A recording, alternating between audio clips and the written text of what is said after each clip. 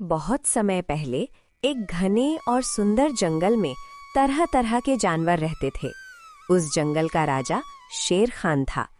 शेर खान ताकतवर होने के साथ न्यायप्रिय भी था, इसलिए सभी जानवर उसका सम्मान करते थे।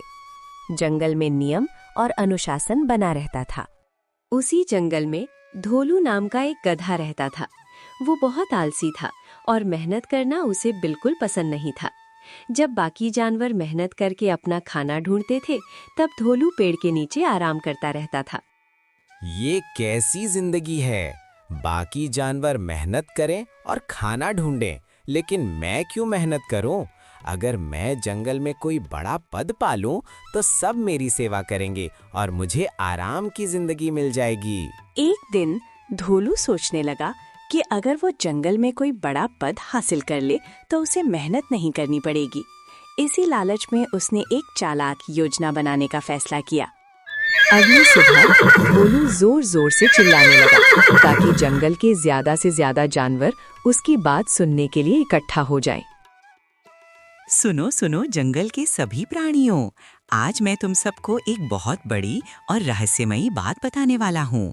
रात को जब मैं गहरी नींद में सो रहा था, तब जंगल की देवी मेरे सपने में आई थीं और उन्होंने मुझे एक बहुत महत्वपूर्ण जिम्मेदारी दी है। गधे की बात सुनकर कई जानवर हैरान हो गए। कुछ को हंसी आई और कुछ जानवर सच में डर गए कि कहीं उसकी बात सच ना हो। अरे धोलू, तू अचानक इतनी बड़ी बातें क्यों कर रहा है? हमें तो लगता है तू मजाक कर रहा है।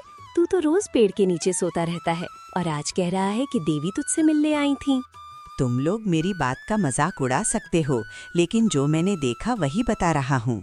जंगल की देवी ने कहा है कि इस जंगल को एक बुद्धिमान मंत्री की जरूरत है और उन्होंने मुझे चुना है। अगर मैं मंत्री नहीं बना तो जंगल पर संकट आ सकता है। धीरे धीरे ये खबर पूरे जंगल में फैल गई और आखिरकार शेर खान तक भी पहुंच गई। राजा ने तुरंत जंगल की सभा बुलाने का आदेश दिया। सभी जानवर बड़े मैदान में इकट्ठा हुए। सबको जानना था कि गधा सच बोल रहा है या झूठ। धोलू, मैंने सुना है कि तुम कह रहे हो कि जंगल की देवी तुम्हारे सपने में आई थीं और उन्होंने तुम्हें मंत्री बनने का आदेश दिया है। ये बहुत गंभीर बात है, इसलिए सच सच बताओ कि तुम जो कह रहे हो वो सच है या झूठ। महाराज, मैं झूठ क्यों बोलूंगा? मैं तो एक साधारण गधा हूँ, लेकिन देवी ने खुद मुझे चुना है। उन्होंने कहा कि अगर मैं मंत्री बन गया तो जंगल में खुशहाली आएगी और सभी जानवर सुरक्षित रहेंगे। शेर खान गधे की बात सुनकर थोड़ी देर सोच में पड़ गया। उसे समझ नहीं आ रहा था कि इस पर विश्वास किया जाए या नहीं। ठीक है धोलू, अभी के लिए मैं तुम्हें जंगल का मंत्री घोषित करता हूँ, लेकिन याद रखना कि मंत्री बनने का मतलब जिम्मेदारी होती है। अगर तुमने अपनी शक्ति का गलत इस्तेमाल किया तो तुम्हें तुरंत सजा दी जाएगी। आखिरकार शेर खान ने गधे को मौका देने का फैसला किया और उसे जंगल का मंत्री घोषित कर दिया। मंत्री बनते ही गधे का व्यवहार बदल गया। उसने जानवरों पर नए नियम लागू करने शुरू कर दिए और सब पर हुक्म चलाने लगा। सुनो जंगल के प्राणियों, अब मैं मंत्री हूँ और मंत्री का सम्मान होना चाहिए। इसलिए आज से हर जानवर रोज मुझे थोड़ा थोड़ा खाना देगा, ताकि मैं अपना समय जंगल की योजनाएं बनाने में लगा सकूं। लेकिन जंगल में चतुरा नाम की एक चालाक लोमड़ी रहती थी। उसे गधे की बात पर शुरू से ही शक था। मुझे लगता है कि ये गधा हमें बेवकूफ बना रहा है।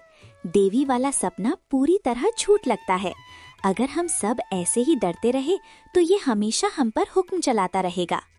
महाराज, मंत्री जी बहुत बुद्धिमान होने का दावा करते हैं, इसलिए हमें उनकी बुद्धि की परीक्षा लेनी चाहिए। अगर वो सच में योग्य हैं, तो हर सवाल का जवाब दे पाएंगे और हमें भी यकीन हो जाएगा।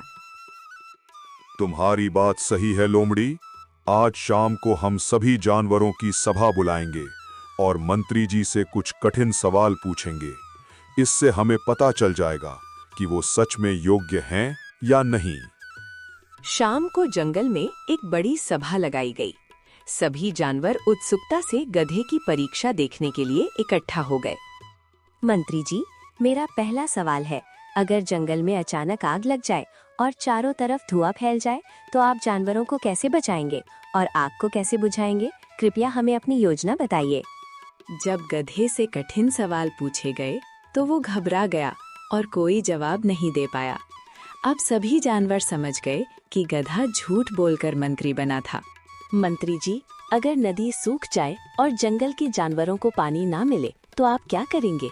मंत्री होने के नाते आपको हर समस्या का समाधान पता होना चाहिए।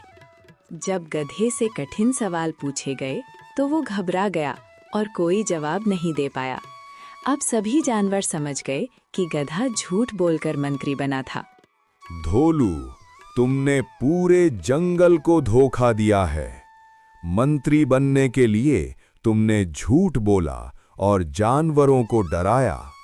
ये बहुत बड़ा अपराध है और इसकी सजा तुम्हें जरूर मिलेगी। महाराज, मुझसे बहुत बड़ी गलती हो गई।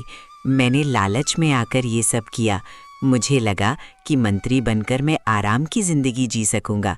कृपया मुझे माफ कर दीजिए।